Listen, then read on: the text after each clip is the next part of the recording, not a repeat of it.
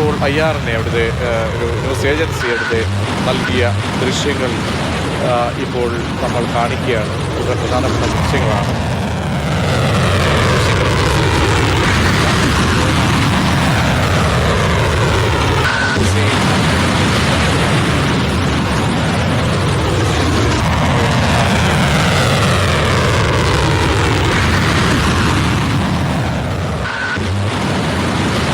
അൽ-ഉദൈദ് സൈനിക താവളത്തിൽ നടത്തിയ ഇറാന്റെ ആക്രമണം സംബന്ധിച്ചുള്ള ദൃശ്യങ്ങളാണ് നമ്മൾ കാണുന്നത്. ഏറ്റവും പുതിയ ദൃശ്യങ്ങളാണത്.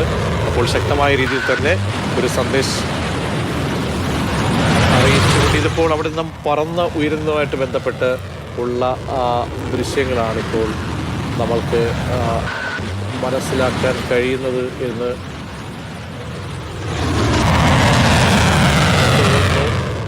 ഇറാന്റെ മിസൈലുകൾ ഏൽപ്പിക്കുന്ന പ്രഹരശേഷി സംബന്ധിച്ചാണ് ഇപ്പോൾ ദൃശ്യങ്ങളിൽ നിന്നും മനസ്സിലാക്കാൻ കഴിയുന്നത്. IRNA പുറത്തുവിട്ട ദൃശ്യങ്ങളാണിപ്പോൾ നമ്മൾ കാണുന്നത്. ഇറാന്റെ മിസൈൽ ദോഹയിലേക്ക് എത്തുന്നതിൻ്റെ മിസൈൽ സംബന്ധിച്ചുള്ള ദൃശ്യങ്ങൾ കാണുകയാണ്. ഇപ്പോൾ മലയാളിയായിട്ടുള്ള ഒരു പ്രിജിത്ത് എന്ന ആൾ, അദ്ദേഹം ദോഹയിലാണ് എന്നാണ് മനസ്സിലാക്കുന്നത്. മലയാളികളുടെ ഈ സമയത്തെ പ്രതികരണങ്ങൾ വളരെ പ്രധാനപ്പെട്ടതാണ്. അവർ അനുഭവിക്കുന്ന ബുദ്ധിമുട്ടുകളെ സംബന്ധിച്ചൊക്കെ നമ്മുടെ നാട്ടിലിരിക്കുന്ന ആളുകൾക്ക് ഏറ്റവും പെട്ടെന്ന് തന്നെ അറിയാൻ കഴിയുന്നതാണ് പ്രജിത്തിൻ്റെ ടെലിഫോൺ സംഭാഷണത്തിൽ. 7:37-7:40 ഉള്ളിലാണ് ഈ സംഭവം. അതിൽ ഞങ്ങളൊരു ചെറിയ ശബ്ദം കണ്ടിട്ട് പുറത്ത് നോക്കിയതാണ്.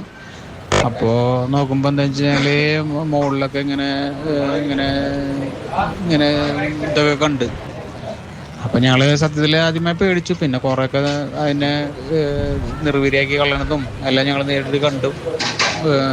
ഞങ്ങൾ ഖത്തറിൽ ന്യൂസലാത്ത് എന്ന് പറഞ്ഞ സ്ഥലത്താണ് ഉള്ളത്, താമസിക്കുന്നത്. ഞങ്ങൾ ദോഹയിലാണ് ഞങ്ങൾ ജോലിയും കാര്യങ്ങളൊക്കെ. പക്ഷേ ഇങ്ങനൊരു സംഭവം ഉണ്ടെന്ന് അറിഞ്ഞപ്പോൾ തന്നെ ഞങ്ങൾ ഷോപ്പും കാര്യങ്ങളൊക്കെ ക്ലോസ് ചെയ്തു. ഞങ്ങൾ റൂമിലെത്തി. ഞങ്ങളിപ്പോൾ സുരക്ഷിതരാണ്, കുഴപ്പമൊന്നുമില്ല.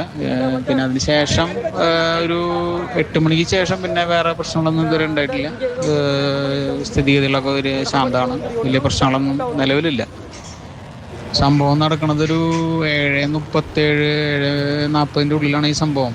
അതിൽ ഞങ്ങളൊരു ചെറിയ ശബ്ദം കണ്ടിട്ട് പുറത്ത് നോക്കിയതാണ്. അപ്പോൾ നോക്കുമ്പോൾ എന്താ വെച്ചാൽ മുകളിലൊക്കെ ഇങ്ങനെ ഇങ്ങനെ ഇങ്ങനെ ഇതൊക്കെ കണ്ട്.